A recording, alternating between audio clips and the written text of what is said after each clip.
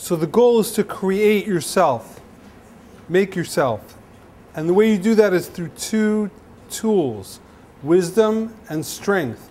The opposite of wisdom and strength is foolishness and weakness.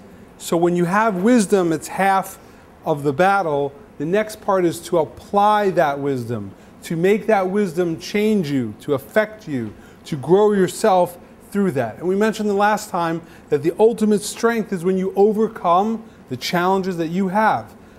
Not overcoming other people, but overcoming yourself.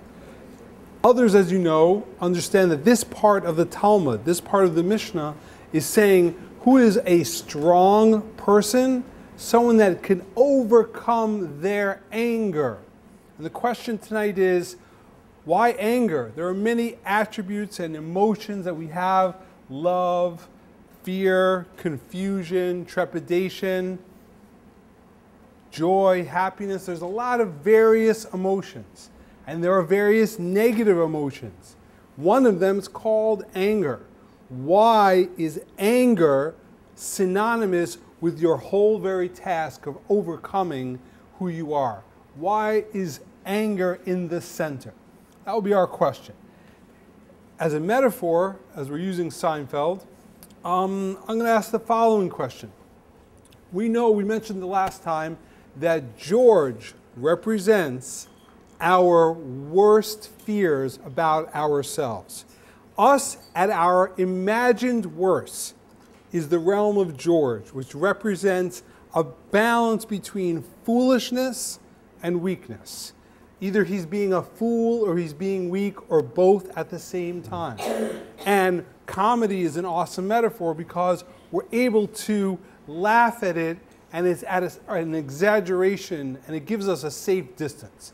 Happens to be that one of George's issues that he deals with is definitely anger. He's got anger issues. He took you to Rageaholics. Why? Probably because this whole universe is against me. You got a little rage. I know. And now they want me to bottle it up. It makes me so mad. The whole universe is against me. That's the psychological perspective of how angry people view the world. Everything is bad because the whole world is against me. Now, George isn't stupid, because we saw from the last time in the opposite, he's able to latch on to what's true. So in the opposite, we see that even though he might get into a car accident, he deals with it very well. Take it easy. Take it easy. It's not the end of the world. You can take it easy. You don't have to get mad. It's not the end of the world. Now, there's another very important area of anger that we're going to deal with tonight, and that is anger that arises in social situations. And George gets caught in his insecurity at a meeting at Yankee Stadium. Well, let me just put a monitor in the skybox. Hey, George, the ocean called. They're running out of shrimp.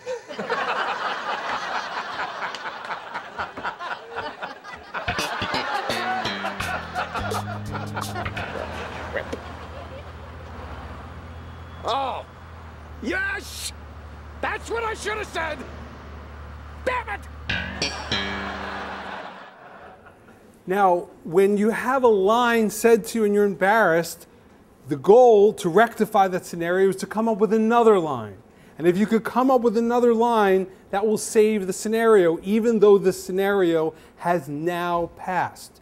So George tries to get another meeting with him, doesn't work out, but finally he's able to get this meeting, and now he's able to rectify the scenario to make it go away. He's got an idea. I got another meeting with Riley. Whole new audience, and I bet I can get him to try that line again. Who is Riley? George was scarfing shrimp at this meeting, and this guy says, "Hey, George, the ocean called. They're running out of shrimp."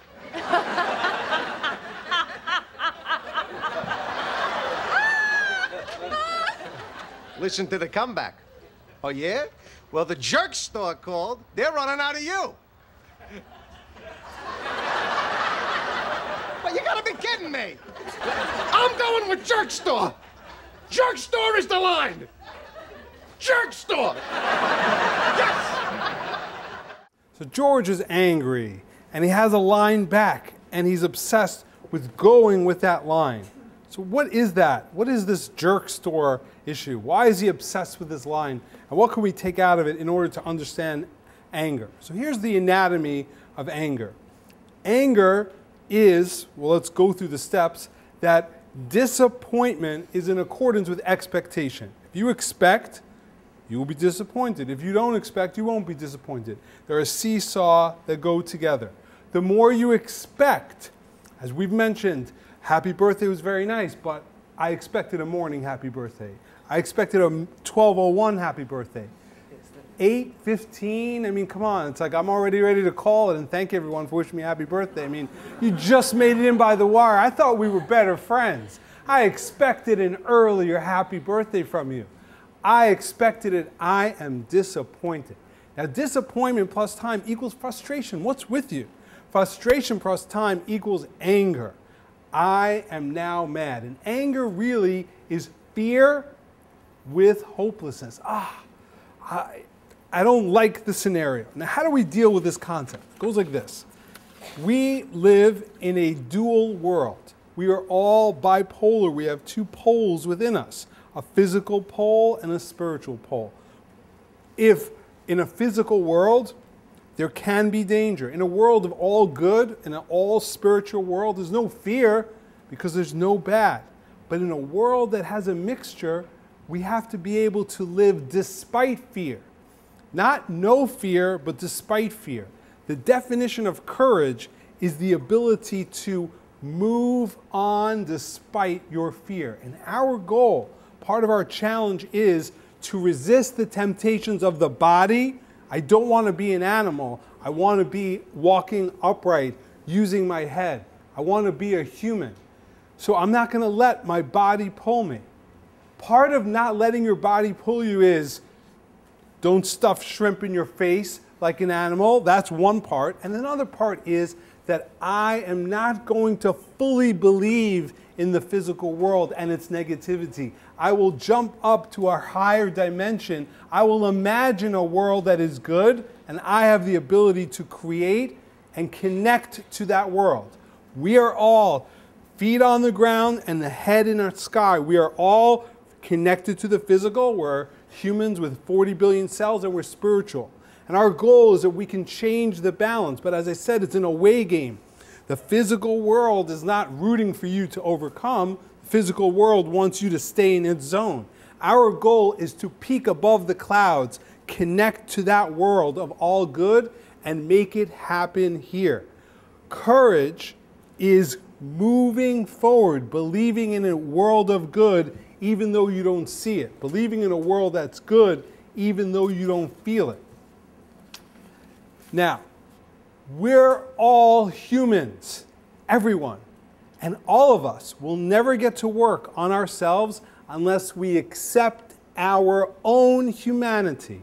Humanity is synonymous with having faults. There's no reason to complete yourself if you're already there. If you're complete, there's no reason to be on earth. There's no reason to be alive. Life means being incomplete and completing ourselves. So that means incompletion in a translation is we make mistakes. We make mistakes. And others make mistakes. We all do that. Everyone is part of it. Now, low self-esteem is when you believe your mistakes invalidate you from being a full citizen amongst others. Low self-esteem says, no, yeah, you're human, but you're not as human as me. I'm way more mistake-oriented.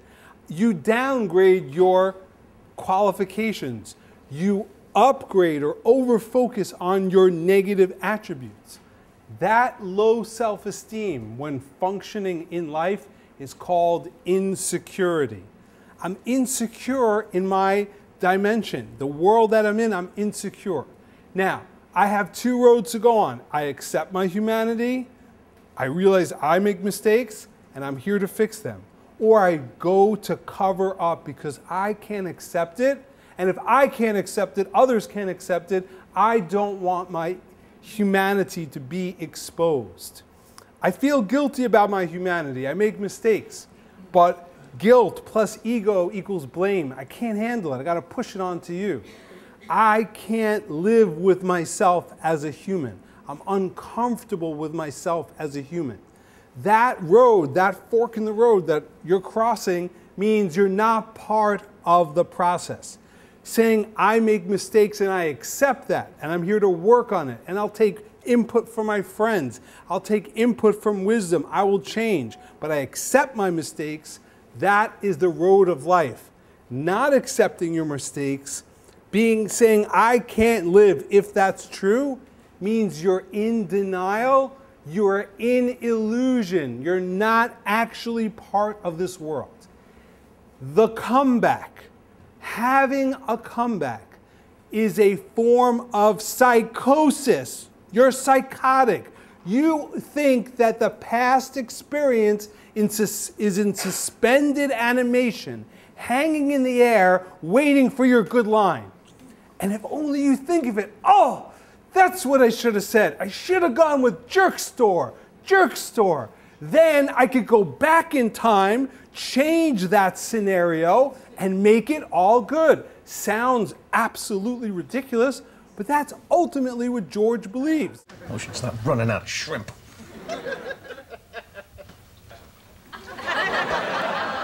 Hey, George, the ocean called.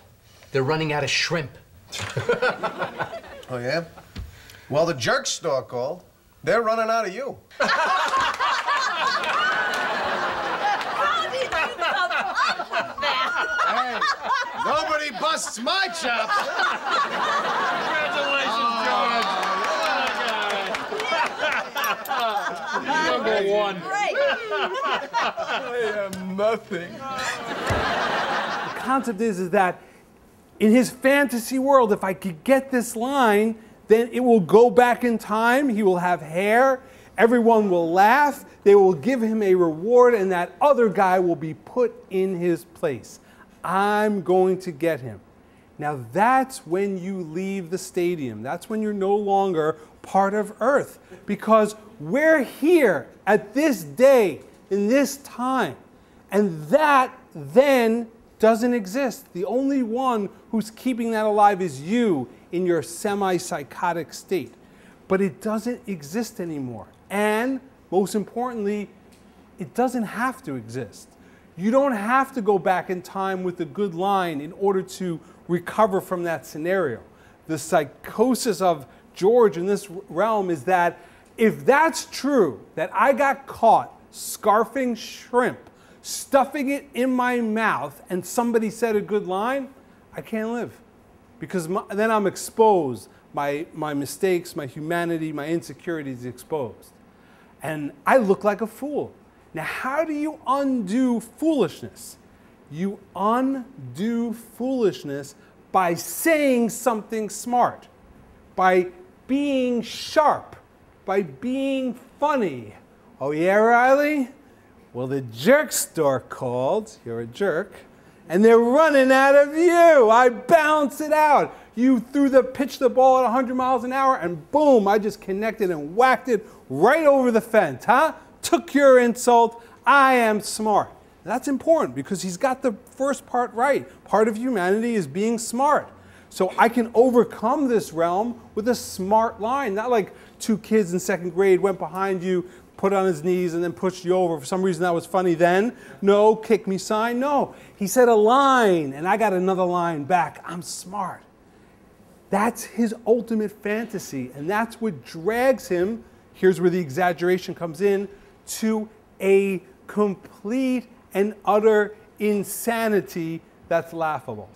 So where does that come from? How can it be true that you believe the only way to live is if you get a line back and rewind that? Well, it must be one reason, can't blame it on your parents, but nurture is a reality, that we all grow up. When you raise children, you're telling them how the world is. Whenever you see these crazy nuts holed up with guns thinking that there are black helicopters running around and they interview their kids. Their kids believe that because you could tell your kids anything and they're going to believe that concept.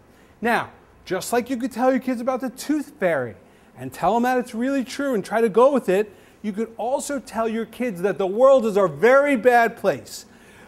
Negativity is lurching. It's imminent. And you must defend yourself in an angry manner in order to prevent that negativity. So George wants to speak to his parents. Let's see his parents' perspective, the type of home that he was brought up in.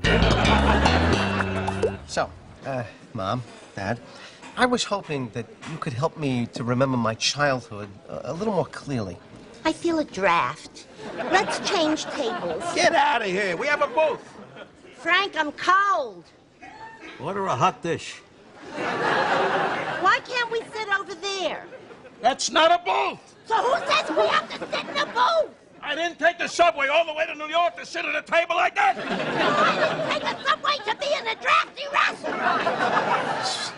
Now, George, what do you want to know about your childhood? Actually, I think I'm pretty clear on it.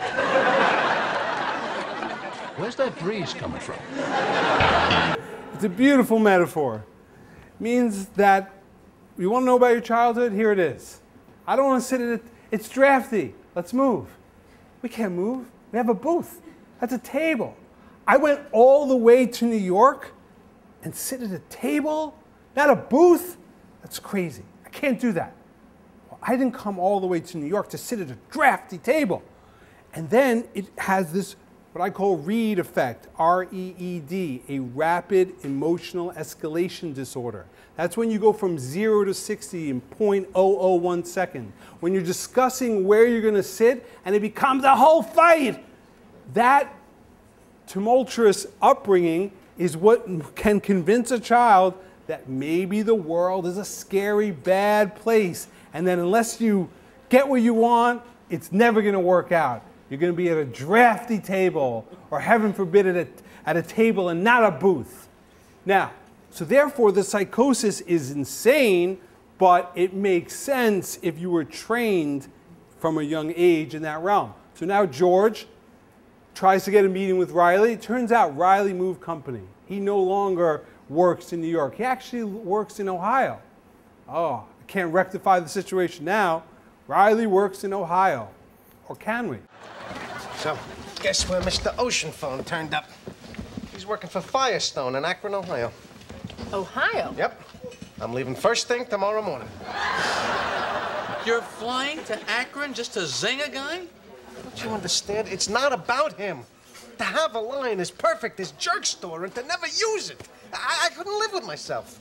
That's beautiful, meaning that I'm not doing this to zing somebody. To have a line like that, such wisdom, such pearls of wisdom, and not to utilize that, how can I live with myself looking back at my life and knowing I didn't use my intelligence for the proper reason? I must now go back and fix the past that is still in the air, still not fully landed. So now he organizes a meeting between the Yankees and Firestone. So, George, you're proposing a snow tire day at Yankee Stadium. As long as they don't throw them on the field. Help yourself to some shrimp. I brought enough for everybody. I have to say, this proposal doesn't make a whole lot of sense. Well, you never know. Let's see how many I can fit in my mouth. You know, George, the ocean called. They're running out of shrimp. Oh, yeah, Riley? Well, the jerk store called. They're running out of you. What's the difference? You're their all-time bestseller.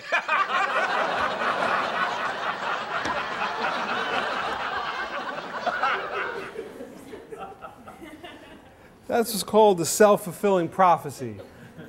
That when you believe that life will always do bad for you and you act in accordance, you can never make it up.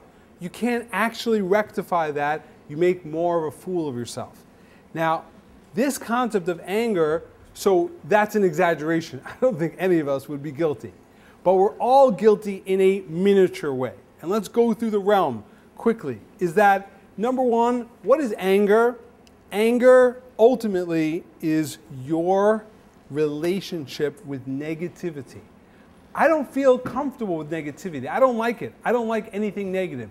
All of us know that we're souls inside because we feel infinitely more comfortable in a spiritual, all-good world. We all would like to be that. If you're introduced, listen, we have a job for you. We'd like you to lie on this beach in the Bahamas, and it's going to remain 10:30. You'll have a drink. You'll never get thirsty. Stay right here. Sign me up. I will do that. That's great. I would feel more comfortable in that world. I feel less comfortable in a world of challenges. So all of us we all feel the away game factor. And all of us have to be able to overcome all of the possibilities of negativity and create a world that looks like the future. Underline. I want to create a world now that looks one step closer towards the future of an all-good world. And I have a choice. Either I'm going to take the negativity and run with it and focus on it and let that be my reality, or I'm going to pull out in a Google Earth way from that negativity, look at it in perspective, and not allow it to consume me. So anger, as you know, anger is natural. There's no concept of never being angry. Somebody offends you, the natural instinct, the natural part of you, which it's okay, it would be weird if you didn't, is to be angry. But now you have a choice. Should I react to that anger, or should I Google Earth out and overcome that anger? The answer is that the goal is I want to overcome that anger. If you don't overcome that anger and you react, it will not make you feel better. Someone says a line and you get a jerk store line back, you won't feel better. That dream sequence is not true. When you have that line, I'm going to get you, it never works. It doesn't work because what you're really doing, as George did, is that you're perpetuating the negative, fearful world that you live in. But when you overcome and you don't hold it in, then you win. If you hold that negativity and extend it through time, you have what's called resentment. You resent. Resentment means this shouldn't be happening. You're disconnected from your life. Like a bad foreign movie where the lips are moving one way and the sound is coming in a different way. Doesn't work. You're speaking, but the words come 3 seconds later. There's a disconnect. You're living in resentment. This shouldn't be. Nothing should be. This shouldn't be. You're in denial in a psychotic form that when you times it by 100 equals George flying to Akron, Ohio. This is just an exaggeration of who you are when you hold on to negativity needlessly and don't fight it. So number one is to realize there is a battle and there's what to fight. There is a battle. I'm not just going to, I'm angry. I have a short fuse. I get angry. Maybe it's my genetic. That's what I do. So if you want to live with me, you're going to have to live every once in a while. I might just go into a rage, okay? Some people have other attributes. I have rage attributes. I throw things, usually not expensive things. I spoke to someone who has rage. Listen, I never throw an expensive thing against the wall. It's something usually cheap. Okay, so we're going to live with rage. No concept of living with rage. Now, when you overcome that, that's your ultimate strength. What are you doing? You're saying, I am not going to allow an outside force to control me. I'm not going to allow someone else to determine who I am. Living with anger is living in slavery because now your mood, your essence is subjugated to the whims of other people. And you're constantly at their beckoning call reacting to that realm. But if you have this self-esteem and dignity, self-esteem, I'm a human, they're a human, I can overcome. Dignity, I will not allow myself to be controlled by someone else, then I'm going to overcome that. I'm going to fly above that realm of anger and negativity. So anger in its worst form is people yelling, is Frank and Estelle Costanza talking about a booth versus a table. You like to sit at a booth? No, maybe we'll sit at a table because let's win. Yeah, that makes sense. Okay, we'll do that. That's how actual humans talk. But when you allow yelling, reading, rapid emotional escalation to become part of life, then you do it more. You become conditioned, a Pavlovian issue, meaning you get away with it.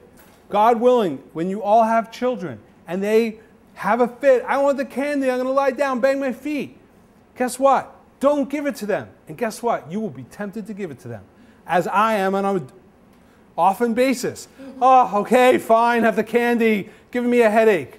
No, what are you teaching that person? That being insane, not accepting the reality is okay if you just do it loud enough. It works. Boss from hell. If you have a boss from hell, it's not really the best form of management. Whatever. It works. No psychological cops come and arrest you. Be like, I think you have anger issues. Come with me. No concept. So you get away with it. And more importantly for all of us, life's too short to ruin it by ourselves. Nobody ruined your life. If anybody's guilty of making your life bad, it's you. You want to start with your fault? Take that as your first fault. That you have more control than you estimate. You have more control over your life than you estimate. I can't control whether or not a guy's going to say a line about me eating shrimp. No, you can't control that, but you can control your reaction. You can control the volume of which that comes in, how much you're affected by that, and whether or not you allow your life to become consumed by that. And that's on a large level, and on a small level, it's things like the weather. As I've mentioned to you many times, we live in New York. Welcome to New York. It's cold in the winter, hot in the summer, happens every year without fail. And yet, nonetheless, I see people walking in this door somewhere in the beginning of December, like, whoo, it's cold. Yeah, it's cold. That's what happens every year. It gets cold. I can't believe it's cold. People walk through the store somewhere in the mid-May. Oh, man, it is hot. It's hot. Yep, it's hot. It gets hot in May, cold in December. Every year. That's going to be the thing. You're living in New York. Accept that. Now, well, why are you not accepting that? Because I'm surprised. It's hot. It's cold. This shouldn't be happening. It should be 72 wherever I go. I want to just live in AC all the time. It doesn't happen that way. So here, let me help you out, not about rage and anger and jerk store. Let me help you out with the weather. This is what it is. It happens. It even snows sometimes. Yes, snow, white stuff comes out of the ground. Now, of course, in media, we've got to get you to listen to the radio somehow. Tune in. We don't know what the weather's going to be. Got to find out. Low pressure, high pressure coming in off the shore. Something's going on. Guess what? You want to become consumed with it? That's your life. You've just written your obituary. Your life's contribution has been you are the vessel of all things negative. And in a mass communication world where everybody who goes psycho in the world is our business, we must know what college they went, how well they did in school, what games they played in the basement that had no windows, what their name was, everything about them. I must know where they killed who, when. I need to know that. When you expose yourself to that negativity, then you're only making it worse. You're like, yeah, life's in a bad world. And guess who ruined it? You. Can you control everything? No. Being in the cold, is that fun? Absolutely not. But the degree to which you connect to that reality, the degree to which you make that part of your life, that you have. So who is strong? Someone that overcomes anger. Who is strong? Someone that overcomes their natural instinct. That's one and the same. Natural instinct means being physical. Natural instinct is sensitivity to negativity. And natural instinct is to have anger. And natural instinct is when not doing anything, it will grow. And who's strong? What is strength? Courage. If you're courageous to connect to the good despite the weather, then you'll be a full person. The end. Thank you guys.